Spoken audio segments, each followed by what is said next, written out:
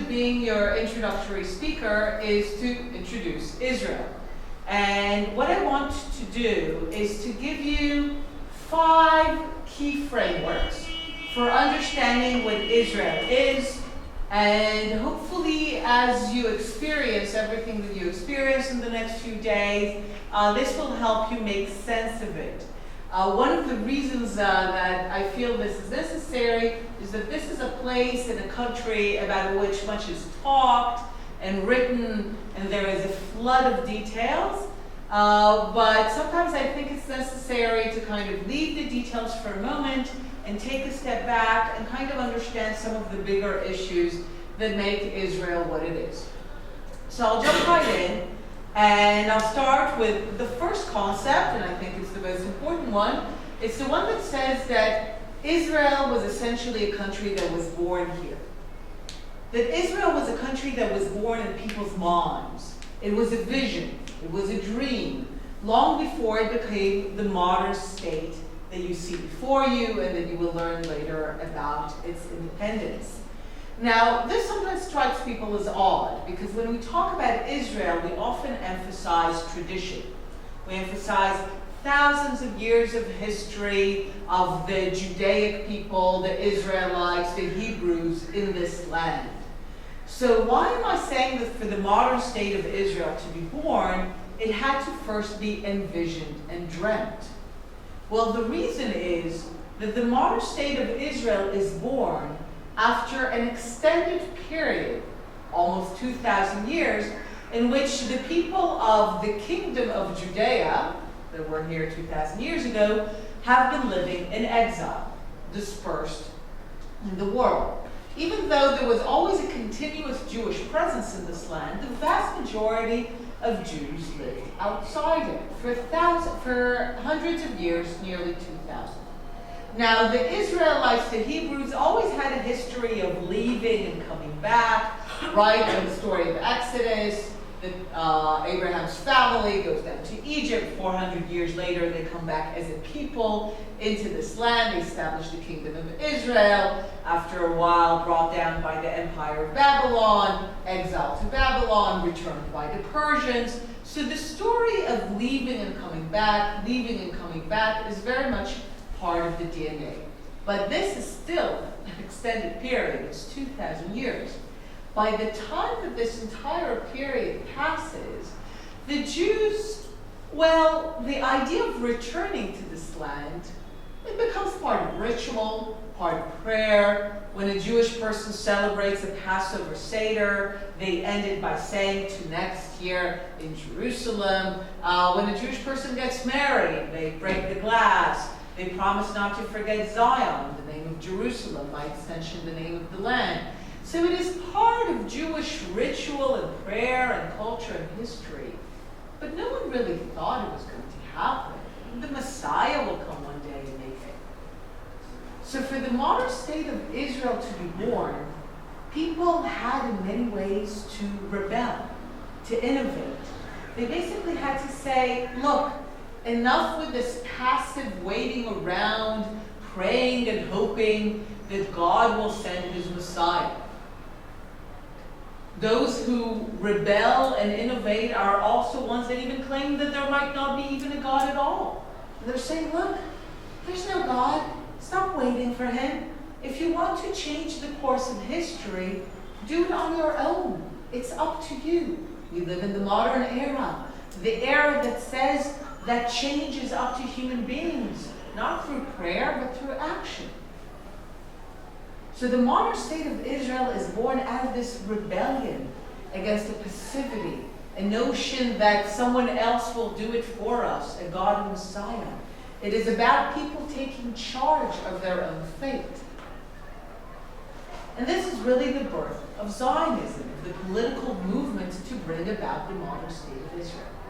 Now, I want to argue that the notion that Israel was born in people's minds as an idea, as a vision, is one of Israel's greatest strengths, but also a great vulnerability. Why is it our greatest strength? Because we are all heirs to people who have made the impossible possible. People who took the insane idea that after 2,000 years, the Jewish people will actually return to reclaim their homeland, be sovereign again, restore themselves as a people. They took what really was an insane idea and made it real. They took action, they changed the course of history, and they made it happen. One of the most famous phrases of the person who's considered the visionary of the modern state of Israel, Theodore Herzl, you'll see his picture downstairs. When he wrote the book that ignited the movement, the rebellion, the change, he ended it with a very famous phrase. Every Israeli kid knows it. It says, if you will it, it is no dream. So it speaks of the dream. He knows that everyone thinks it's a dream. But what does he say? It doesn't have to be a dream. How do we make sure that it's not just a dream? Will. The human will. The ability of people to will something into reality is what made the modern state of Israel possible. So this is a tremendous strength. And I know that people speak today about Israel as the startup nation and water scarcity, innovation, and innovations in agriculture and cyberspace. But I want to argue that all these innovations, the spirit of entrepreneurship, emerged from that very first innovation and entrepreneurial idea of establishing the modern state of Israel. So this is a strength. Why am I saying that it's a vulnerability too? Well, because 70 years after Israel's established independence, Israel remains today probably the only country in the world that is maligned, attacked, on the very foundational idea that has made it possible. The idea that the Jewish people, as a nation, have the right to self-determination, the right to govern themselves in their homeland, their historic homeland. That idea is one that is attacked on multiple platforms, from the United Nations to university campuses, in the media, all of them claiming that this country has no legitimacy, should not exist. And I think that those who do it actually understand Israel better than almost anyone, because they understand the source of our strength. Many people think, okay, the source of Israel's strength is the obvious things. Look at the military, look at the economy. But I want to argue that those are not the sources of our strength, and not even our people, which would be the next obvious choice. I want to argue that the source of Israel's strength and resilience is the idea that motivated our people. People were willing to go to great lengths, to great acts of sacrifice, in order to make the modern state of Israel a reality. That is the source of our strength. So if you are able to tarnish the idea, if you are able to make Zionism a word that is toxic, making people forget what an inspirational idea and movement is, if you are able to make young people feel uneasy in identifying with the state, with its idea, then you drive a wedge. And you can bring the whole edifice down. Because if the idea is tarnished, then what makes Israel strong is very much in danger. Everything else that we have, the military, the economy, and the people, cannot hold together if the idea doesn't stand.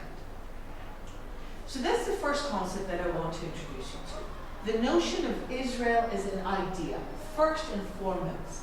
An idea that came into being through will, an idea that is still, because of its power to change history, remains one that faces daily attacks. So the second concept I want to introduce you to is the notion that Israel is an immigrant society. Now you might say, big deal. Every society in today's world is an immigrant society, right? People travel across continents in order to better their lives. There's no country in the world that is not an immigrant society. But I want to argue that very, very few countries have made immigration their ideal. right? Bring us your poor, your huddled masses. The ideal that immigration is good for the country. This is an ideal that is actually only typical of very few states. Those are states that's what's common for them is that at one point in their history they had a whole lot of land that they wanted to populate very quickly. So it's going to be the United States, or Canada, or Australia, or Argentina. Why is Israel a country that has made immigration an ideal? And it is an ideal. In Hebrew, we speak of aliyah. Aliyah literally means ascendance. It comes from the biblical practice of the Judaic people, the Hebrews, the Israelites, ascending to the Temple Mount 3 times a year. The idea is that if you're Jewish and you immigrate to Israel and you become a citizen, you ascend. So why is immigration an ideal in Israeli society? Well, quite simply, it's the missing link between the dream and the reality. Without immigration, the modern state of Israel would have remained the delusion of some lunatic in Vienna. The fact that the modern state of Israel became a reality is precisely because people were willing to move, to immigrate. Right? Without it, most Jews in the world, about 90%, if not more, lived outside this land when the idea of establishing the modern state was hatched. So in order for the modern state to actually establish itself, people had to move here. They had to come here. So Zionism is nothing without aliyah, without immigration. Now again, I want to contend that this thing is a source of tremendous strength for Israeli society, but also quite a few challenges. What is the strength? Well, the strength is something that you will recognize from any immigrant society. Immigrant societies are interesting. There's an energy to them. They're diverse. Something happens in the combination of people from different backgrounds, from all over the world, looking differently. And this is something that's important to emphasize. Sometimes people think of the Jewish people as a closed group, as an ethnicity. Some of our detractors over history have called us a race. But Judaism, especially with Jews living for 2,000 years in different countries, different cultures, different places, well, we've mixed in. People joined us. People became part of our family, part of our tribe. Which is why the Jews are not an ethnicity, certainly not a race. You have Jews of all colors, white and black, and all colors of eyes and hair, and speaking different languages and coming from different backgrounds and cultures. And what happened is that in Israel, they all mixed up. One of my favorite things to ask a young audience in Israel is to ask them, look, for those of you born in Israel, and for those whose parents, if not born in Israel, were married in Israel, think about it for yourself. How many have 4 grandparents from the same background, from the same geography? In a room of 200, maybe 3 people will raise their hands. It's been, in that sense, a remarkable story of success. Add to that the story of the renewal of the Hebrew language, and it is really one of the most amazing stories of a people rebuilding themselves from all corners of the world as a people, as a nation, restoring their language, and returning to their homeland. Why is it also a source of many challenges for Israeli society? Well, you will recognize it too from any immigrant society. What characterizes immigrant societies? Right? It's that people come first and people come later. You have layers, right? You have those who come earlier and those who come later. And those who come earlier never like those who come later. It's very typical of every immigrant society. Those who come earlier, well, they think of themselves, we've built something here. We've established the rules.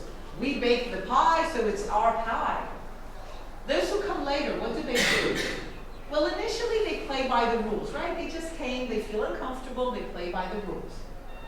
But after a while, they feel they're at home, because that's the idea of an immigrant society. An immigrant society is one where people are supposed to feel at home after a while, that it's theirs, that they have ownership over it. Now, what do you do when something is yours, when you have ownership over it? Well, you have something to say, right? So the new immigrants, who are not so new anymore, begin to say, look, those rules that you have here, they're not so good. We have ideas for different rules.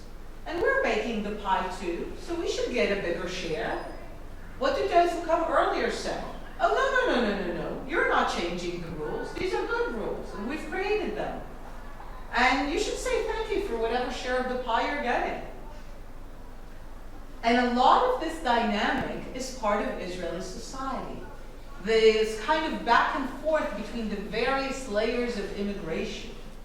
People will talk about it in ethnic terms, the challenges, the tensions between Jews who have come from Eastern European background, Ashkenazi Jews, and Jews who have come from Sephardi backgrounds, from North Africa or the Middle East, or Jews who have come from Russian background. I want to argue that it's not about the ethnicity. It's about the layering. It's about who came first and who came later. And that tug of war in terms of who gets what because they came earlier, while also maintaining the idea of everyone belongs and everyone has ownership. So Israel is very much an immigrant society. You will see it with your own eyes. Everyone has an immigrant story to tell. It is a tremendous source of our vibrancy, of our strength, but certainly of many challenges that we have as a society. So the third concept that I want to introduce is the one that most people find entirely confusing. And the concept is, what does it mean when we say that Israel is the Jewish state? What is that? What does it mean when some people call Israel the Jewish state? You will go downstairs later to hear about Israel's Declaration of Independence. It's right behind me. The Israeli Declaration of Independence mentions the words Jew, Jews, Jewish, Judaism about 20 times. The Declaration itself says, we hereby declare a Jewish state in the land of Israel to be called the State of Israel. What is that? What does it mean? In order to understand that, we need to understand something about what it means to be Jewish. What is that? And for that, I have to say a few words about history. When we speak of the Jewish people, we look to history, we look to tradition, we look at the ancient Hebrews, the Israelites, but really the story of the Jewish people begins as a people in exile. It is the story of the people of the kingdom of Judea, that it existed here 2,000 years ago, once they were sent into exile by the Roman Empire, who was very annoyed by this little kingdom that tended to rebel frequently. Now, in almost all languages in the world, except English and French, there is a clear recognition that the Jewish people are the people of Judea, the Judean people. In Hebrew, we say Yehudim, Yehuda. In Arabic, you will say Yehud. In German, Judah. And I think literally in most languages, Japanese, Chinese, Spanish, Portuguese, Hindi, you have a form that says Yehudi, Judaya. You recognize that the Jews are the Judeans. People who only know English and French often are not aware of that. So the story of the Jewish people is the story of the Judaic people, a people in exile. Now, as I said, they've been in exile before. Exodus, Egypt, Babylon.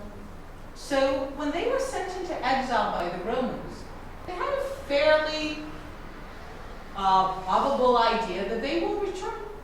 Sooner or later, they will return. It's just that this time, it was much later rather than sooner. So they keep themselves together as a people for that moment. And being a people, being Jewish, for many, many centuries, basically means one package. What do you have in that package? The package is that you belong to a people, to a tribe, to a nation. You have a covenant with God. It's a religious duty. You have a common tradition, a common mythology, and most important, you have a common future. What is that common future for the Judaic people? The future when they will return and restore themselves as a people in their homeland.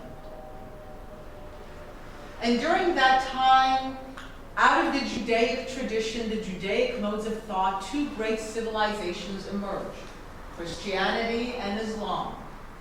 And contrary to how we are in the 21st century, neither of these civilizations was very friendly towards the idea of the Jewish people insisting on their traditions and ideas and rejecting the new civilizations that emerged from them, but also claimed to be better than them. So under both Christianity and Islam, Jews are relegated to the margins, discriminated against, persecuted, often vulnerable. And during that time, they have only one choice. They can either be in or out. If they are in or out, with being Jewish, they're in with the entire package.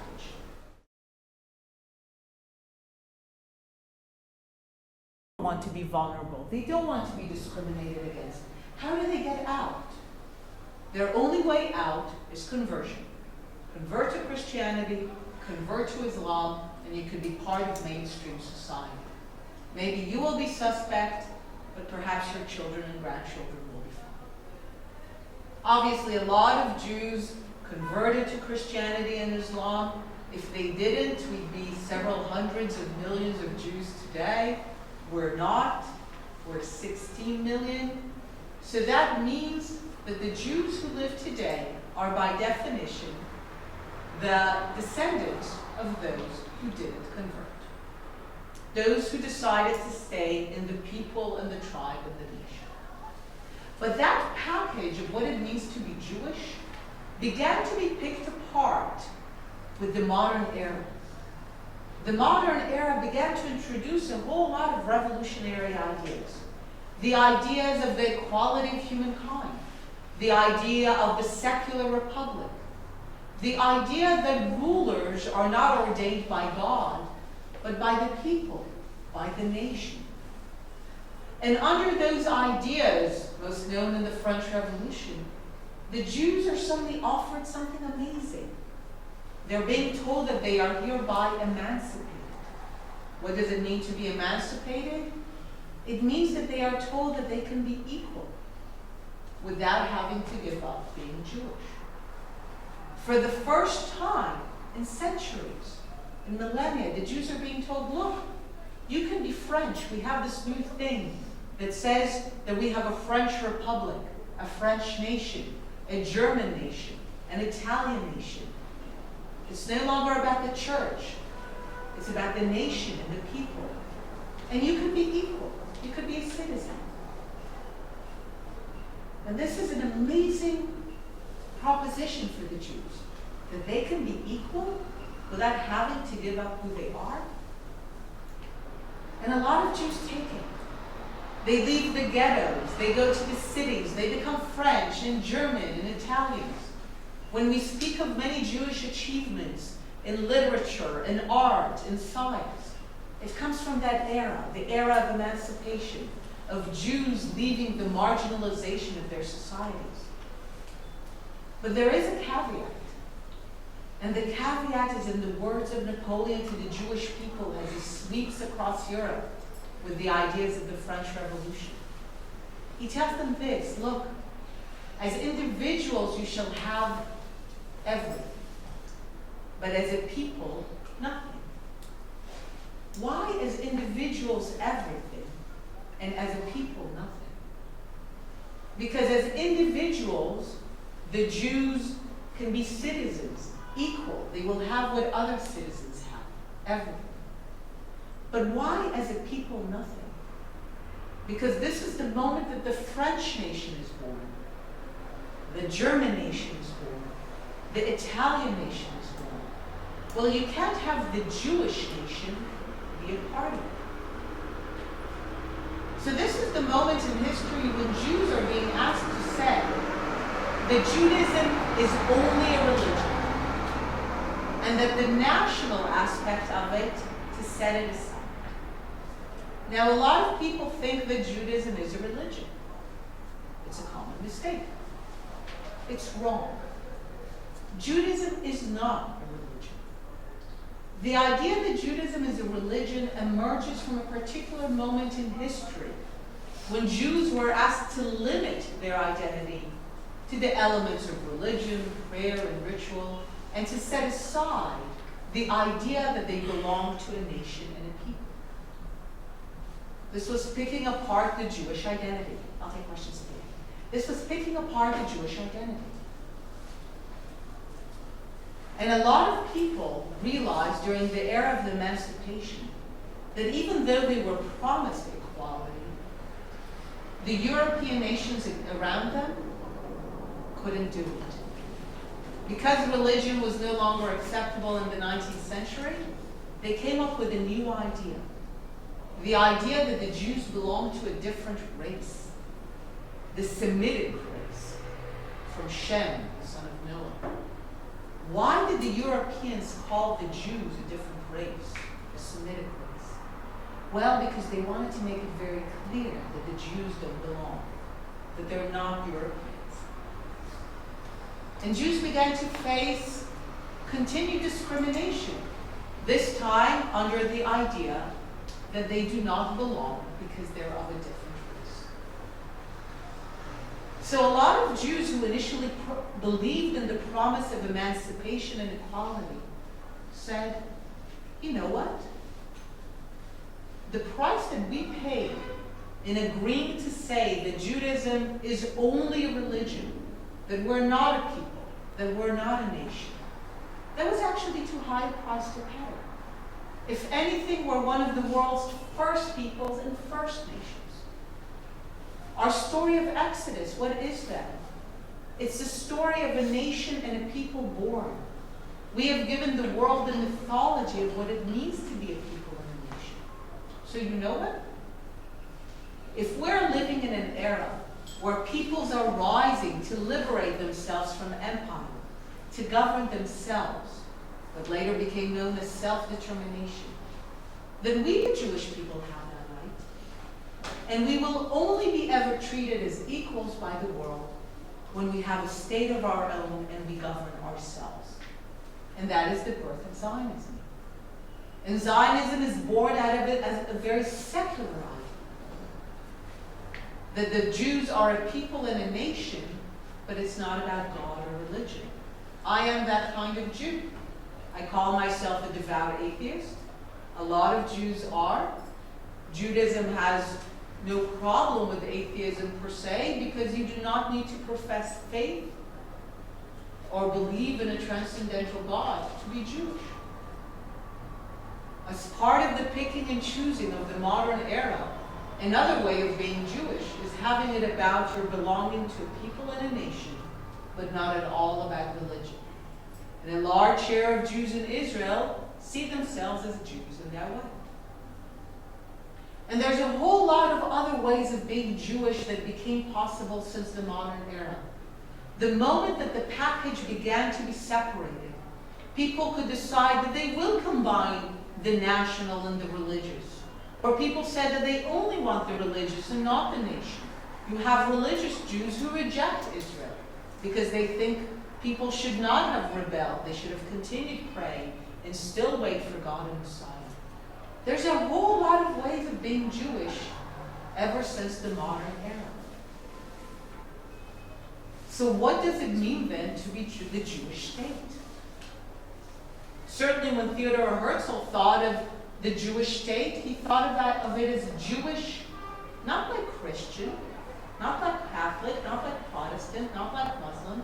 He thought of it as Jewish like Italian, Jewish like French, Jewish-led Germany, as a secular nation, as an inclusive idea, not for Jews only. And this Declaration of Independence, how does it define the Jewish state? Well, immediately after the Declaration, it says, we say we hereby declare the Jewish state, it says about the values of the state, social justice and equality. And what does it say? Where did those values come from?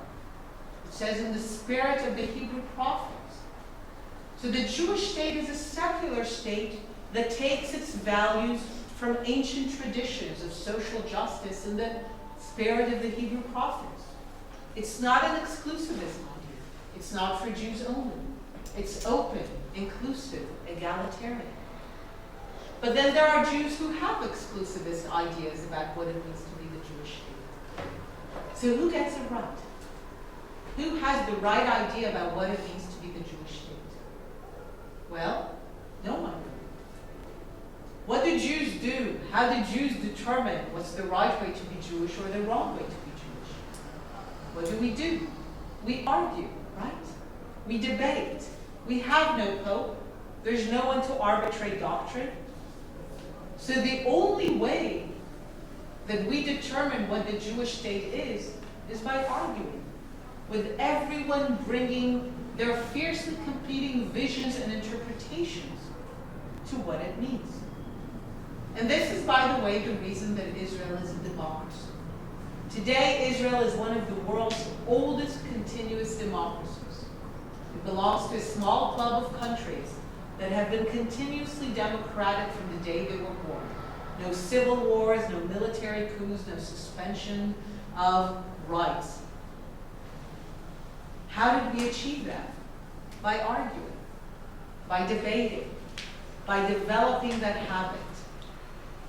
And this is what Israel is. This is my definition of the Jewish state. I call it the definition to end all definitions. The Jewish state is the one state in the world where we get to argue about what it means to be the Jewish state. This is who we are. We are an ongoing debate and argument about how to interpret millennia of civilization for the modern era. And people can interpret it in each and every way they want. This is why we argue, and this is why we're democracy. So sometimes when I speak about the Jewish state, I tell people that I hope that by the end of this part, they will be more confused about the issue than they have been in the beginning. And this is part of the purpose. Many people come in thinking they know what the Jewish state is, and what I want to do is to open you up to the fact that it is truly a matter of debate and interpretation. So up until now, I've spoken of Jews and Judaism and the Jewish state and Jewish immigration and the idea of a Jewish state. But a lot of what captures the headlines is the question of the conflict between Jews and Arabs, Israelis and Palestinians. So I want to briefly introduce two concepts on this issue. You will hear much more, you obviously read and hear about it. I want to talk about Jews and Arabs within the state of Israel and Jews and Arabs in the region. Now, within the state of Israel, citizens of the state, of the republic, about 20% belong to, in their mind, a different nation and people, the Arabs, sometimes the Palestinian Arabs. So 20% of Israel's citizens are people who belong to a different nation and people. Almost all of them are Muslims, and a tiny, tiny minority is Christian.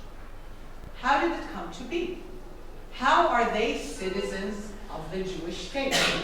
They clearly did not dream of it in Vienna, they did not want it, and they did not immigrate here to build it. Well, when the idea of the modern state of Israel is born, there is this phrase that goes around, it comes from Christian thinking, the idea that a people without a land are coming to a land without a people. The people without a land, who are they? The Jews. Clearly living, even in many countries, they were barred from literally owning land as part of their discrimination. So a people without a land, people who are strangers, foreigners, belong to no country. Why was this considered considered a land without a people. Everyone knew it was not Antarctica. It was clear that there were human beings living here. So why was it conceived of as a land without a people? Well, for two main reasons. The first, this is the imperial era. This part belongs to the Ottoman Empire for hundreds of years. It's actually a backwater, unimportant part of the Ottoman Empire. It's not Damascus, it's not Beirut, it's not Baghdad, it's not Cairo. So this belongs to the emperor. It does not belong to a people. It belongs to the Sultan in this case. So this was considered a land without a people. The other reason it was considered a land without a people is that this is the era when people start to travel and publish travelogues. The most famous one about this place was by Mark Twain. He describes a desolate land, some farmers, some shepherds, but the notion is that there is land and that this is a place stuck in ancient times. So people reading this, hearing about it, say, well, there's room for us. We can come here. We can build and develop this place. I'm always amused by the notion that Israel is a colonialist enterprise, because if so, they came literally to a place with zero natural resources. There was nothing to take. There was only things to give and to build. So the Jews come here, they immigrate, fired by this idea of restoration, of sovereignty, of building a modern state. And they come here. And they believe that they will be welcomed and accepted because they have only the best of intentions. I know that today Zionism is presented as a colonialist movement that only sought to displace the local population.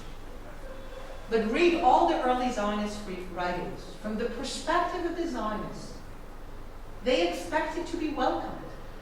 They didn't expect to displace anyone. So you can fault them for being naive, but not for having ill will. So of course this is not how things turn out. And as more Jews begin to immigrate here with this idea of building a modern state, the more they begin to face resistance from those who live here. Initially under the Ottoman Empire, but as World War I ends, the Ottoman Empire is carved out, the British take over. Under the 30 years of British tutelage, the Jews and Arabs coalesce into two fighting nations. So after World War II, the United Nations basically says, enough, divide. Britain says we're done, the empire is over, we're out of here. And the United Nations says, divide. A Jewish state, that's the UN definition, and an Arab state. Jewish and Arab, two peoples, two nations, not religions. A Jewish state and an Arab state. The Jews say yes, the Arabs say no. Even though it's a tough choice for the Jews, it's only half of the land they thought they would get after World War I. It's mostly desert. They are not getting Judea. The cradle of the Judaic civilization is to be part of the Arab state. They are not getting Zion. They're the Zionist movement, and they're not getting Zion. Jerusalem is to belong to the world, not to the Jews, not to the Arabs. And then the Jews say yes. The Arabs say no. As far as they're concerned, the Jews have no business being here. What is this crazy story of returning after 2,000 years? War ensues. Ceasefire lines are established at the end of the war. The West Bank goes under Jordanian occupation, and the Gaza Strip under Egyptian military rule. Within the ceasefire lines, the state of Israel is established and declares independence. You'll see downstairs. The day that Israel declares independence, later on the time of the ceasefire, there are Arabs in what becomes the state of Israel. Now think about it. What are they going to do? Until the day before, they fought against that state coming into being. They rejected it. They didn't want it. And yet they wake up the next morning, having lost the war, and they are citizens of that state. What are they going to do? And from that moment, you have two responses that persist to today. once said, look, we didn't want this, we fought against it, but it's a good enough country. It's a democracy, we can vote, we can be elected. So let's just make sure that our rights on paper, the ones that are here, translate into a sense of belonging, of being truly part of this country. This is a classic minority struggle. It is one with which the Jewish majority has tremendous sympathy. It is one that has led to tremendous achievements. The gap between Jews and Arabs in the state of Israel is among the lowest between minorities and majorities in most of the world's countries. But then there's also another attitude, another response.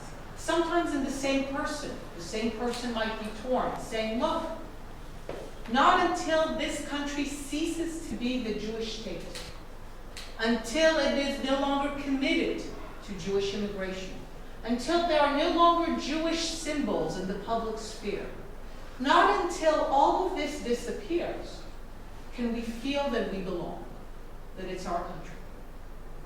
When the Jewish majority hears that, they say no. We have not fought, we have not led, we have not immigrated, we have not sacrificed. So that at the end of the day, the Jews do not have even one state to call their own. And this complicates the relationship.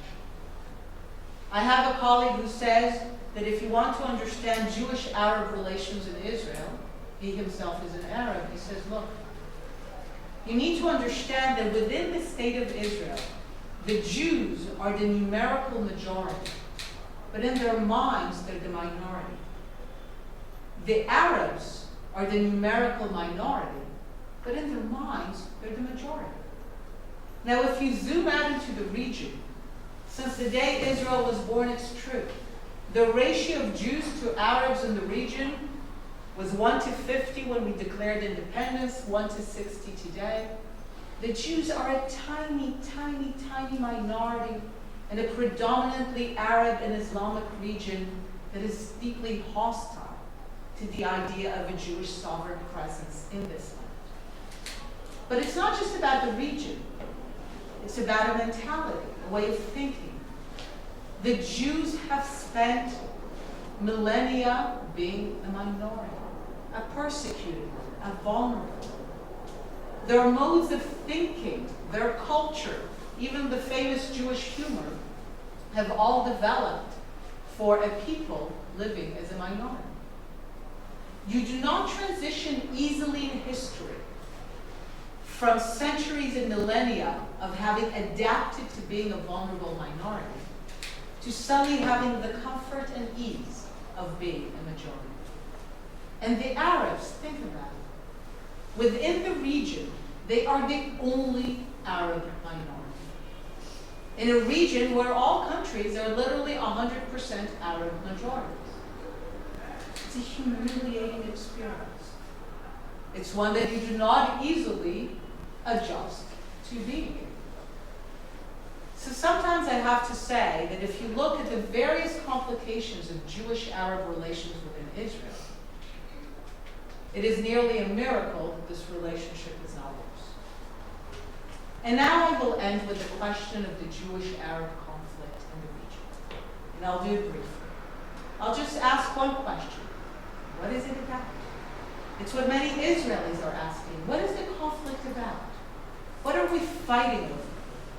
Is it land, settlements, military occupation, Palestinian statehood?